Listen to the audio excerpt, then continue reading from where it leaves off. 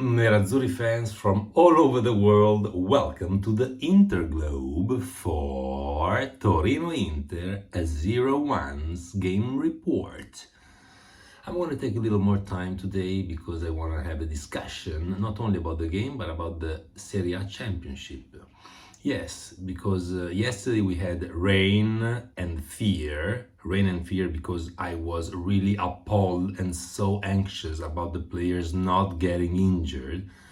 I was following every contrast, every duel, every run with a careful eye, protective eye, and thankfully nobody got injured. But the rain didn't make it easy. So it was rain, fear, and relief. The relief came not so much and not only for the victory that brought us to the third place. First team in history of Serie A to get it to the third place with 12 defeats. But I was relieved because of those 12 defeats and because we left them in the past. I want to read a little bit about these defeats because it's something so unusual and I hope it will never repeat again. We lost Lazio-Inter 3-1, Milan-Inter 3-2, Udinese-Inter 3-1, Inter-Roma 1-2, Juve-Inter 2-0, Inter-Empoli 0-1, Bologna-Inter 1-0, Spezia-Inter 2-1, Inter-Juve 0-1, Inter-Fiorentina 0-1, Inter-Monza 0-1, and then, of course, the last match that we recently lost with Naples, in Napoli, thanks to Gagliardini, testa de minchia, that brought us to the 12th defeat. So I'm really happy that this Serie A is over. Like when those years that are not so good for you get to New Year's Eve in December 31st and you can't wait for midnight to come to leave that year behind. Well, that's a bit of how I felt yesterday. But let's watch a little bit closer what happened in the game yesterday. By the way, we got to the third place and Milan is behind us. So friends from Milan, thank you. Yesterday, first half, the pace and the rhythm of the game was pretty low, and we kept it low on purpose, I think, because we didn't want to waste too many energies. So we kind of dedicated ourselves to protect our goal and to counterattack Torino, that had the possession of the ball in the first half with a good percentage. So we were waiting mostly, and then in the second half, again, we kind of controlled. And we had our very, very beautiful goal from Brozovic, who was, despite the goal, the best man on the pitch. And after that, we could have closed, we could have put the game to sleep with Gagliardini with that easy header from 1 meter, but, it's Gagliardini.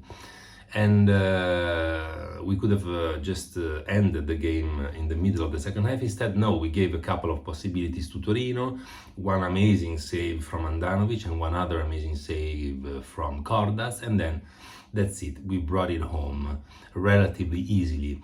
The relief was not only because the championship was over, because we ended up above Milan, because nobody got injured. It was also because Gagliardini is leaving us. It was also because Gagliardini is finally leaving us. A player whose best moment in Inter was when Milan and Inter were discussing about a swap between him and Kessie. Can you imagine?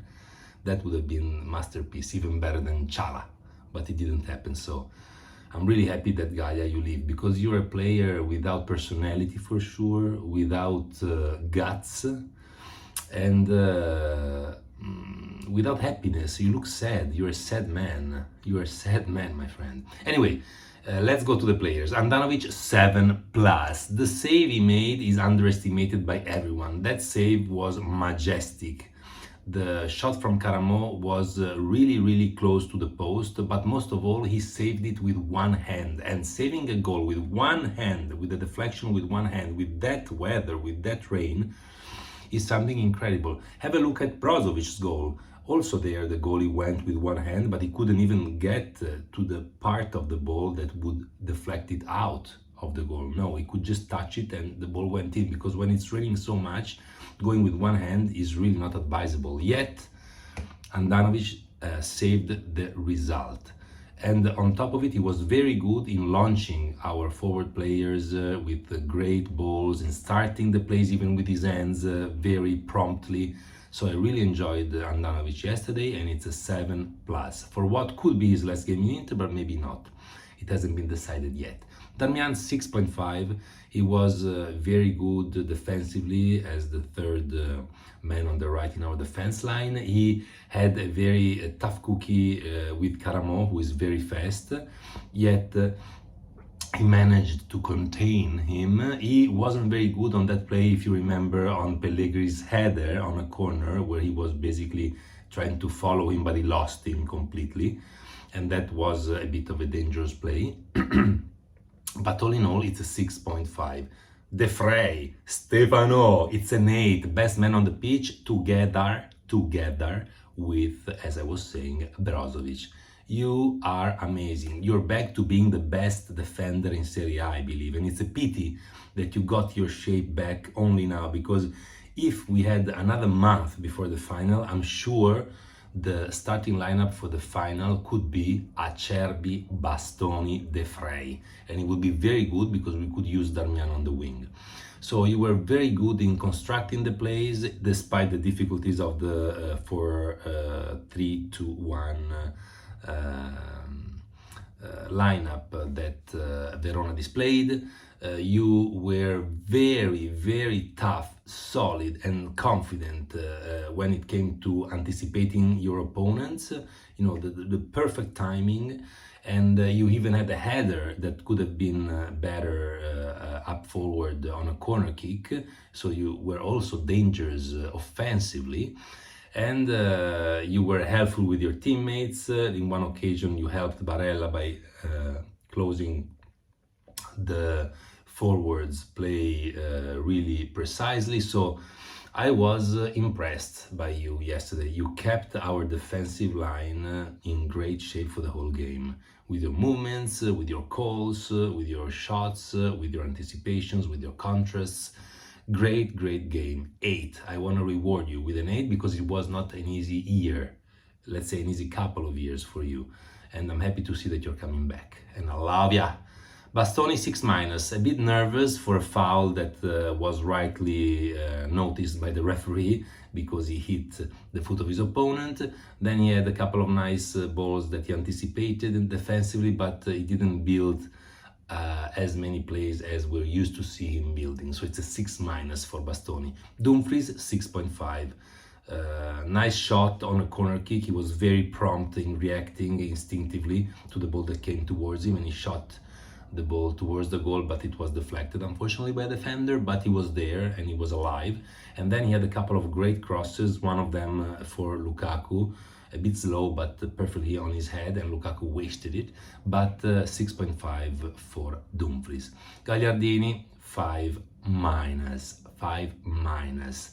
I noticed in particular a moment in which he let his opponent come towards just outside of our penalty area and shoot, just running like if he was jogging on a Sunday morning with his friends. I mean, he has no idea, this player has no idea what it means to be aggressive.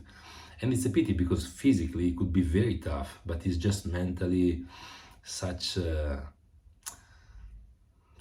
weak person.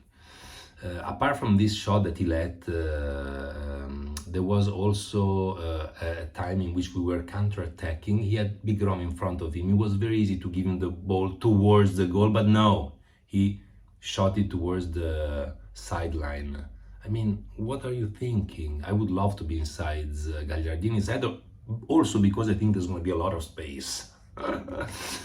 And then, yes, that header that we mentioned that could have put the game to sleep, but no, it was too easy for him, so he preferred to shoot it out. 5-, and so happy that you're gone.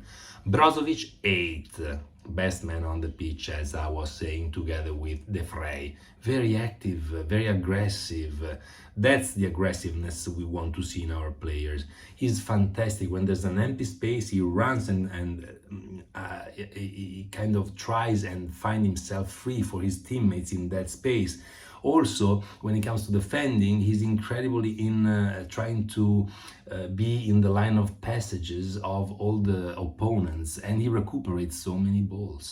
And of course, after 31 games without scoring, he scored that very, very intelligent goal, because he had two players in front of him and he clearly saw the corner in between them and tried and achieved it. So very good. Chala, Tubeman Brozovic, 8, we said. And for Chala, for Sultan of Swing, Çalhanoğlu is a 6.5. Very good in terms of grit. He was probably the toughest player in Inter's lineup yesterday. I always appreciate that in a player that makes technique his strong suit. And he gave a ball that was a bit too long to Lauti, and all in all I give him a 6.5. Gosens 5.5. Very good in the beginning on single, but then not enough, too little stuff. Robin, you never appear in the important place of Inter. You're just there, but you don't make your presence felt with plays that are memorable. I'm sorry, so it's a 5.5. Lukaku, it's a 7. Great assist for Laut in the first half. Wonderful solo play, protecting the ball and then shooting. You made the assist for Brozovic for the goal. You're really unique when it comes to protecting the ball. I want to say that when it comes to protecting the ball back to the goal of the opponents, you're the best in the world. Nobody in the world protects the ball like you do. So that's amazing. You had this header on Dumfries' cross that wasn't very good. Another assist for Dzeko, who wasted his shot, and a nice shot in the end just outside. So very active, very present, very good. It's a 7. I don't know if you'll play from the beginning in Istanbul, but you definitely are in your best shape this year. Lauti, on the other hand, is a 5.5 yesterday. He missed a pretty easy goal from him because of the way he controlled the ball. Instead of going straight, he went to the right. And in general, he was strangely not precise as usual. So it's a 5.5. I'm not worried, but probably he needed a bit of breath, a bit of slowing the pace after the last games in which he was the absolute leader of this squad. Coming to the substitutions, Dzeko 6.5, nice shot that went just wide on the left of the goalie, and he was very good in shooting after Big Rom's pass, and he was not as good in passing the ball once to Big Rom because he passed the ball a bit too long to him, and so we kind of missed that play. But all in all, he came into the game with the right attitude and personality, so it's a 6.5. Barella 6.5, great. This player also is at the top of his shape. He just won the best midfielder of Serie A Cup, and that also gives a lot of confidence. So I'm really looking forward to his performance on next and last game next Saturday. So Barella is a 6.5. Acerbi also 6.5, a couple of good balls that he recuperated. Cordaz, it's a 7. Would have been an 8 because of that incredible save. In a way, that was even tougher than Andanovic's save. And in the replay, it's great because you can see his hand waiting for the shot, and when the shot is made and he sees the direction, he has the time to just put his hand in the right place to deflect the ball. That's a really incredible reaction time, such an instinct from Cordaz. That would have been an 8 for him. But then in the following play, he makes a terrible mistake by giving the ball to the wrong player, and Torino got the ball back and basically scored. They didn't score because they were not precise, but the ball was 1 meter from the goal and the player managed not to get it into the goal. But that was a very bad mistake that balances out with that miracle he made. And on top of it, honestly, I felt that the team didn't have the same security and confidence with Cordaz on the pitch compared to Andanovic. So it's a 7. I honestly question why in a professional team we need to give minutes to every player. I mean, we're not playing in the kindergarten where every kid needs to play, because otherwise the parents get upset. Or if you want to make Cordas play, choose the right game. I mean, yesterday probably wasn't the best moment. Anyway, it's a 7 for Cordas. Bellanova 5.5. I'm not convinced about Bellanova, honestly. Yes, he's fast, but that's not enough. So if it was me, I wouldn't probably pay the money to keep him at Inter. 5.5. And we close with Inzaghi, 8 plus. Simone, nobody was thinking about Torino-Inter. Everyone was concentrating on Istanbul. So the ability of getting the brains of this squad, of the whole squad, and to remind them that Torino-Inter was also an important game is priceless. So it's an 8 plus, and dedicated to Curva Nord, that said that you were not able to motivate your team against mid-level opponents. You proved that you are the best, and we all love you so much. 8 plus. That's all for today's video. Please punch the like button if you enjoyed it, subscribe, which is very important for me, and leave a comment to let me know how to make these videos better. Thanks a lot for now, and as always, Forza Magica.